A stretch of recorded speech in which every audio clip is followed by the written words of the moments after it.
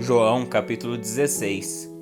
Eu lhes digo estas coisas para que não desanimem da fé, pois vocês serão expulsos das sinagogas, e virá o tempo em que aqueles que os matarem pensarão que estão prestando um serviço sagrado a Deus. Farão isso porque nunca conheceram nem o Pai nem a mim.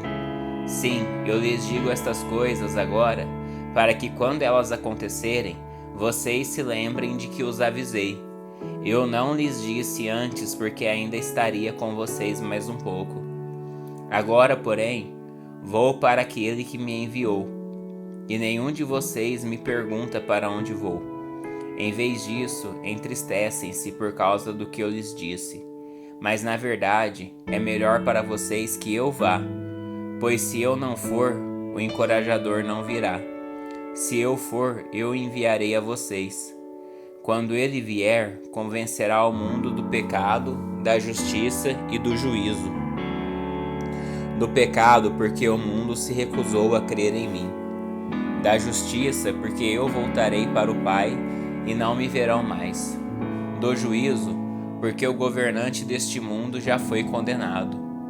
Há tanta coisa que ainda quero lhes dizer, mas vocês não podem suportar agora. Quando vier o Espírito da Verdade, ele os conduzirá a toda a verdade. Não falará por si mesmo, mas lhes dirá o que ouviu e lhes anunciará o que ainda está para acontecer. Ele me glorificará, porque lhes contará tudo que receber de mim. Tudo que pertence ao Pai é meu. Por isso eu disse, o Espírito lhes contará tudo o que receber de mim. Mais um pouco e vocês não me verão mais. Algum tempo depois, me verão novamente.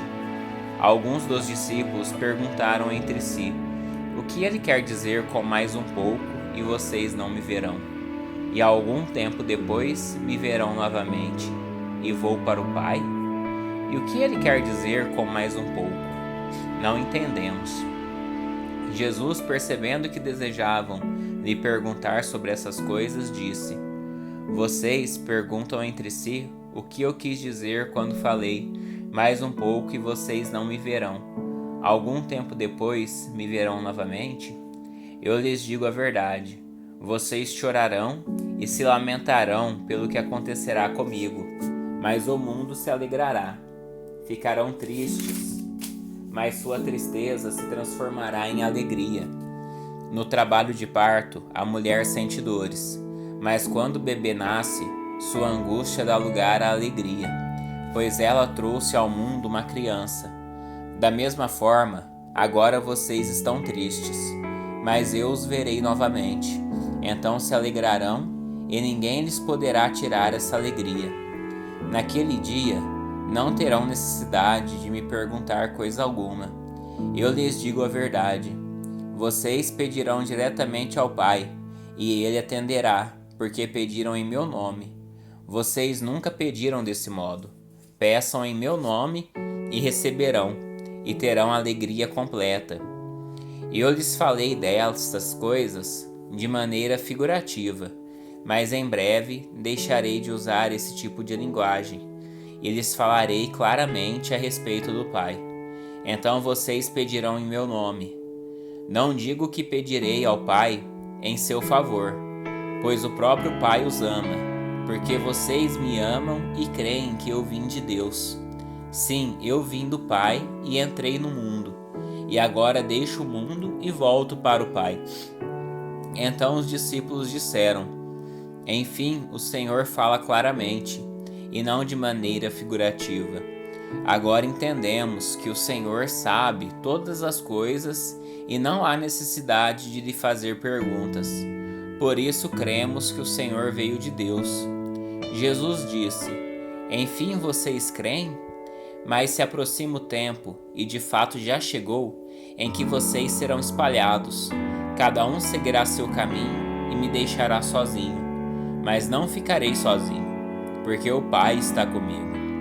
Eu lhes falei tudo isso para que tenham paz em mim. Aqui no mundo vocês terão aflições, mas animem-se, pois eu venci o mundo. João capítulo 17. A oração de Jesus. Depois de dizer todas essas coisas, Jesus olhou para o céu e orou: Pai, chegou a hora. Glorifica teu Filho para que ele te glorifique, pois tu lhe deste autoridade sobre toda a humanidade. Ele concede vida eterna a cada um daqueles que lhe deste. E a vida eterna é isto: conhecer a ti, o único Deus verdadeiro, e a Jesus Cristo, a quem enviaste ao mundo. Eu te glorifiquei aqui na terra, completando a obra que me deste para realizar. Agora, Pai, glorifica-me e leva-me para junto de ti, para a glória que tive a teu lado antes do princípio do mundo. Eu revelei teu nome àqueles que me deste do mundo. Eles sempre foram teus. Tu os deste a mim, e eles obedeceram à tua palavra. Agora eles sabem que tudo que eu tenho vem de ti, pois lhes transmiti a mensagem que me deste. Eles a aceitaram e sabem que eu vim de ti, e creem que tu me enviaste. Minha oração não é por este mundo, mas por aqueles que me deste, pois eles pertencem a ti.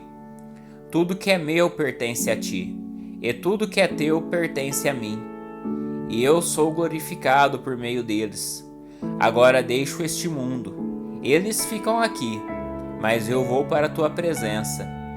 Pai Santo, tu me deste teu nome, agora protege-os com o poder do teu nome, para que eles estejam unidos, assim como nós estamos. Durante meu tempo aqui com eles, eu os protegi com o poder do nome que me deste. Eu os guardei de modo que nenhum deles se perdeu, exceto aquele que estava a caminho da destruição, como as Escrituras haviam predito. Agora vou para a tua presença. Enquanto ainda estou no mundo, digo estas coisas para que eles tenham minha plena alegria em si mesmos. Eu lhes dei tua palavra, e o mundo os odeia, porque eles não são do mundo, como eu também não sou. Não peço que os tires do mundo, mas que os protejas do maligno. Eles não são deste mundo, como eu também não sou. Consagra-os na verdade, que é a tua palavra. Assim como tu me enviaste ao mundo, eu os envio ao mundo. E eu me entrego como sacrifício santo por eles, para que sejam consagrados na verdade. Não te peço apenas por estes discípulos, mas também por todos que crerão em mim por meio da mensagem deles. Minha oração é que todos eles sejam um, como nós somos um. Como tu estás em mim, Pai, e eu estou em ti.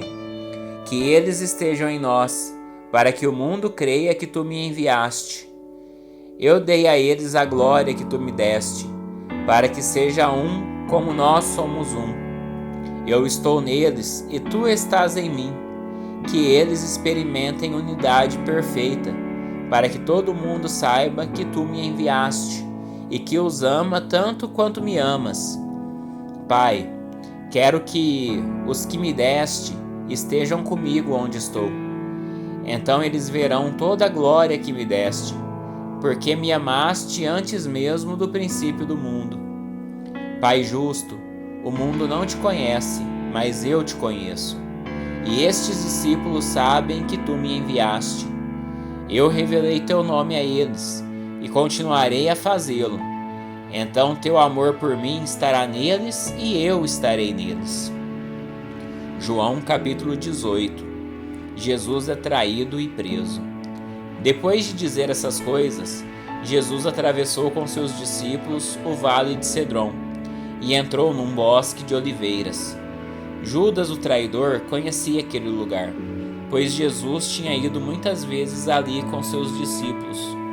Os principais sacerdotes e fariseus tinham dado a Judas um destacamento de soldados e alguns guardas do templo para acompanhá-lo. Eles chegaram ao bosque de oliveiras, com tochas, lanternas e armas. Jesus, sabendo tudo o que ia lhe acontecer, foi ao encontro deles. A quem vocês procuram? Perguntou. A Jesus, o Nazareno, responderam. Sou eu, disse ele.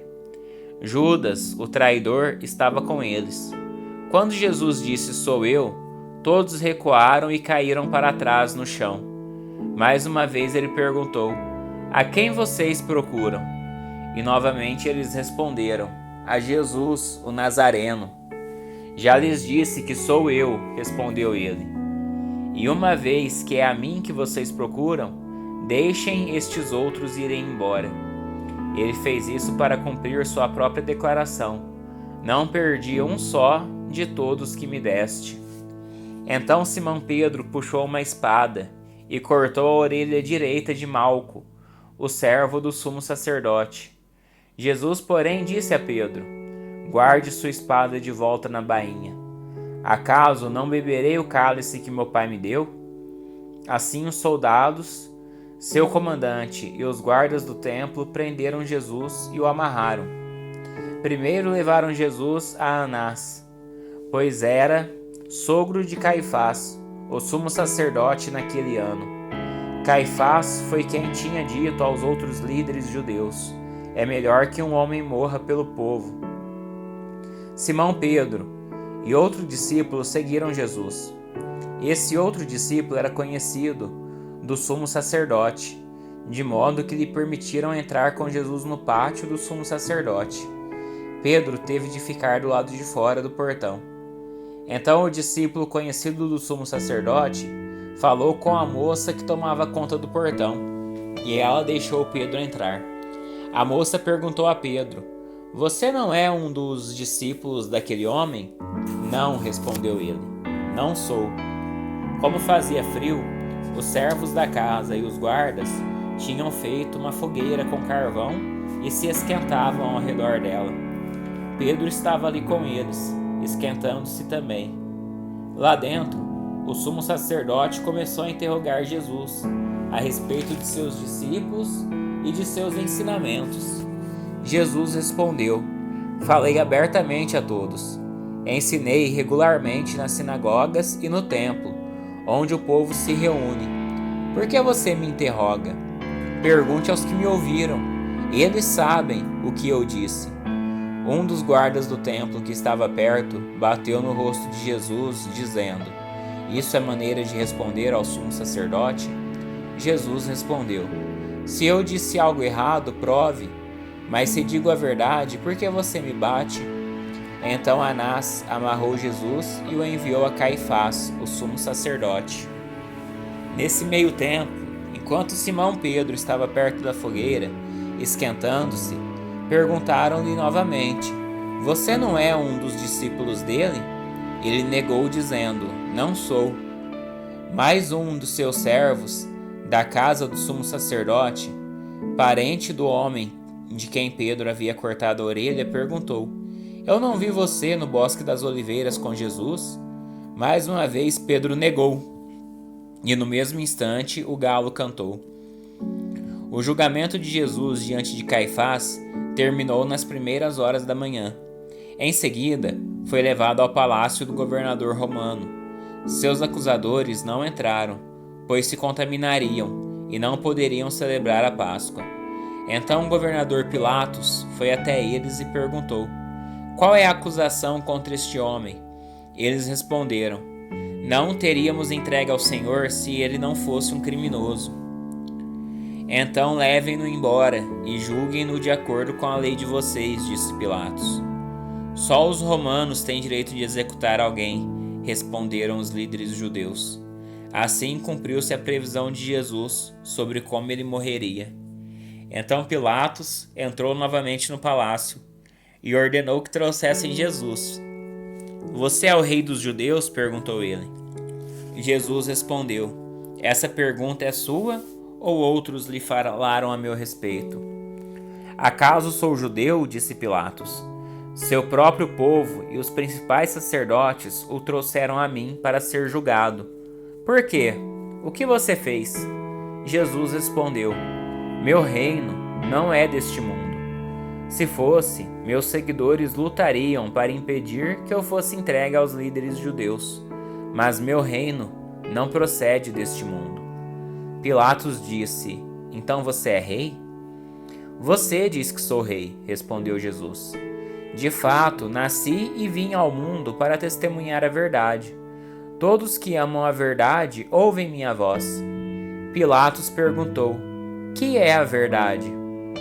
Depois que disse isso, Pilatos saiu outra vez para onde estava o povo e declarou: ele não é culpado de crime algum, mas vocês têm o costume de pedir que eu solte um prisioneiro cada ano na Páscoa. Vocês querem que eu solte o rei dos judeus? Eles, porém, gritaram: não, esse homem não, queremos Barrabás. Esse Barrabás era um criminoso.